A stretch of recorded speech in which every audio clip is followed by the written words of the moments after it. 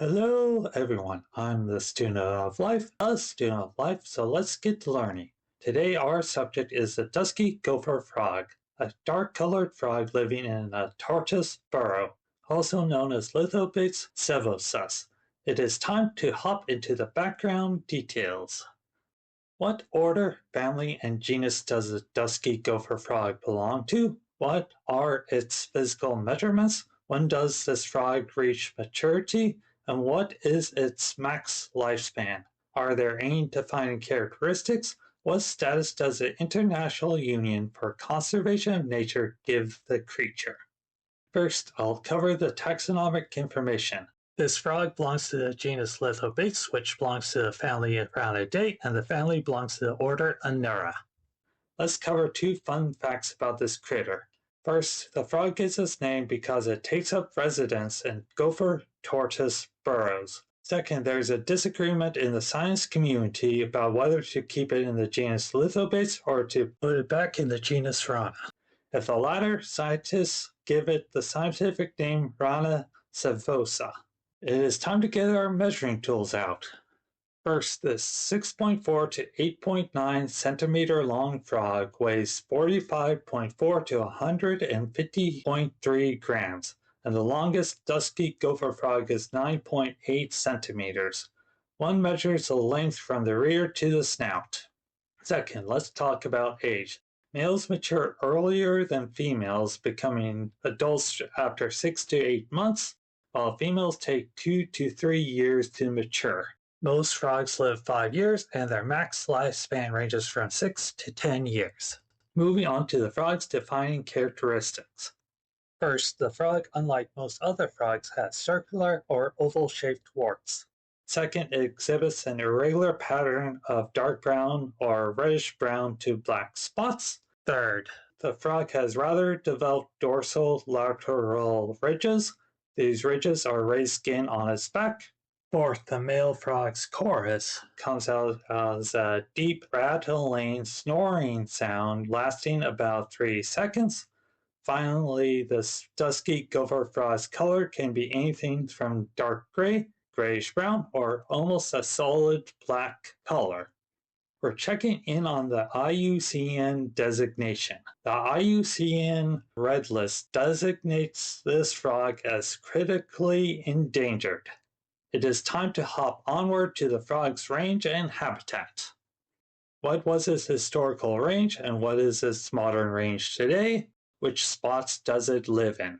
This amphibian's historical range extends across eastern Louisiana, southern Mississippi, and a county in Alabama.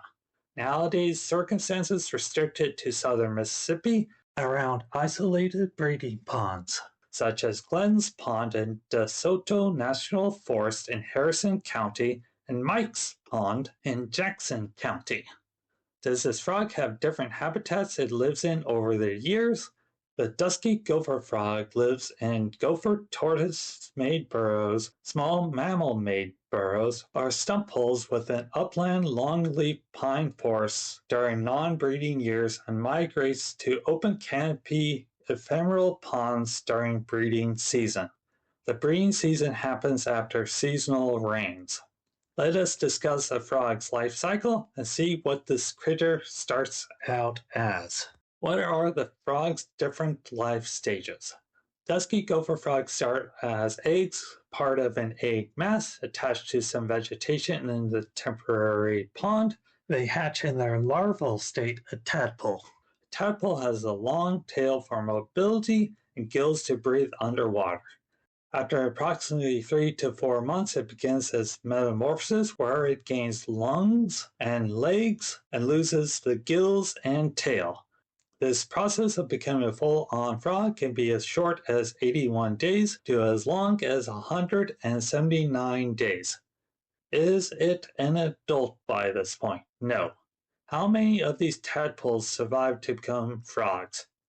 Out of the thousands of eggs laid, only 0.35 to 4.9% of them complete their metamorphosis. This percentage becomes zero if the pond dries up early, meaning the hydro period was too short. Are there any ideal conditions they need? They need an open canopy above their pond, the right temperature and pH, the temporary pond sticking around for a good chunk of the year, and the right vegetation. We're moving on to check out what this frog's diet is. How does this frog's diet change when it goes from being a tadpole to a fully grown frog? A dusky gopher frog tadpole is a herbivore, eating herbaceous vegetation of both emergent and submergent varieties. Meanwhile, the adult is carnivorous and eats both invertebrates, such as the beetles from the scarabid family, and also small vertebrates. If they share other gopher frogs' diet, they may eat other frogs. Oh no, this frog is endangered. Time to check out what threats it faces. What preys on a dusky gopher frog tadpole or egg? Do any predators prey on adult frogs? If caught or surprised, how does it defend itself? Are there any non-predator related threats it faces? Caddisfly larvae prey on the gopher frog's eggs and larvae. Predators rarely prey on the adults. If an animal catches or surprises them, the dusky gopher frog can inflate its body, cover its eyes with its front feet, and or secrete musky smelling and bitter tasting milky secretions from their warts. On to the other threats. The frog faces a few primary threats and some other threats. Their primary threats are habitat loss, habitat alteration, and forestry practices. They lose habitat or have their habitat altered thanks to humans filling in ponds or making ponds permanent, road construction fragmenting their habitat, and other urbanization and developmental reasons, including introducing predatory fish species to the pond thanks to fire breaks or drainage ditches. Forestry practices include deforestation or logging, timber site prep influencing the hydrology of the landscape, and fire suppression. Fire suppression prevents the release of nutrients back into the soil for successional vegetation and allows the encroachment of woody vegetation on the very temporary ponds they need. Developers want wildfires suppressed in the area as they construct buildings next to those forests. Other threats include off-road and on-road vehicle use, agricultural practices, disease, and changes in the climate. Changes in the climate are leading to longer drought periods, ponds drying up too soon, and major rainfall happening at a different time, delaying the species' natural recruitment. This frog needs a lot of help to avoid extinction. Conservation Part 1. What are the reasons for its status? Have humans suggested, planned, or enacted any conservation actions? On the first question, I'll cover only a few here. First, at the time of the 2021 IUCN report, scientists estimated there were only 514 mature individuals among captive and wild populations. Scientists also estimated the total wild population to be less than 50. A population is wild if it isn't dependent on infusions from captive frog populations or other sources. Second, stochastic events more heavily impact them as the frogs have low genetic diversity thanks to their isolation around different ponds and have little interaction, if at all, between subpopulations. Third, these genetically isolated frogs appear vulnerable to fungal diseases such as chytridiomycosis, like other amphibians are. Fourth, they have few breeding sites left. Finally, their ponds dry up too quickly. They need ideal conditions for their eggs, and they only have one stable population at Glenn's Pond.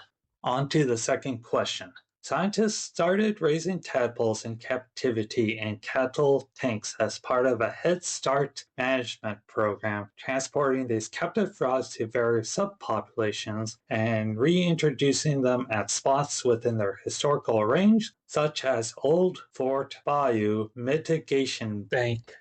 They also attempted to establish self-sustaining populations and translocate dusky gopher frogs from other sites to increase genetic diversity.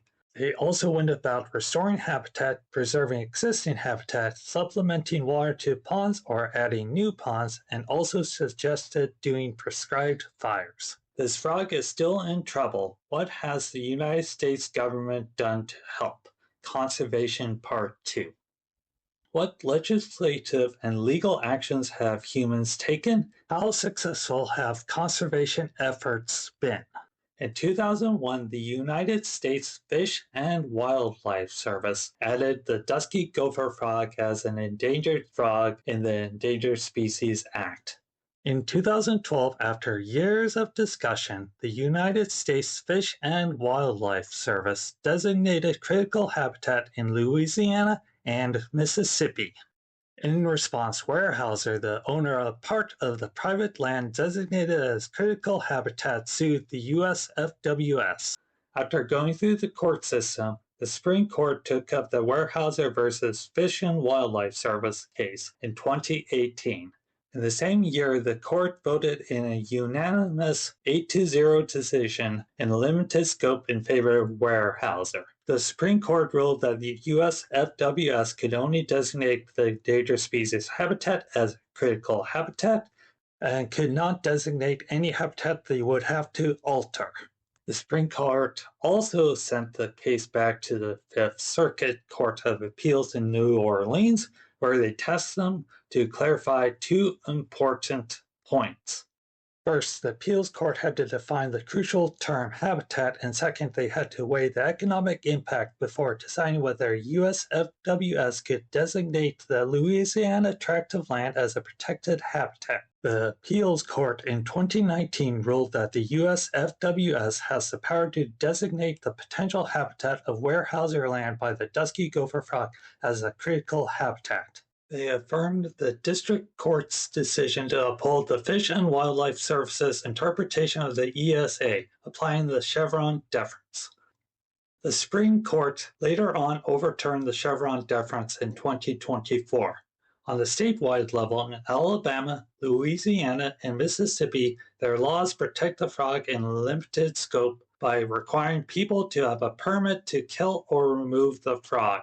Also, Louisiana and Mississippi list the frog as an endangered species, while Alabama lists the frog as a non-game species. Regarding the other question, conservationists between 2001 and 2018 doubled the population from 100 to 200.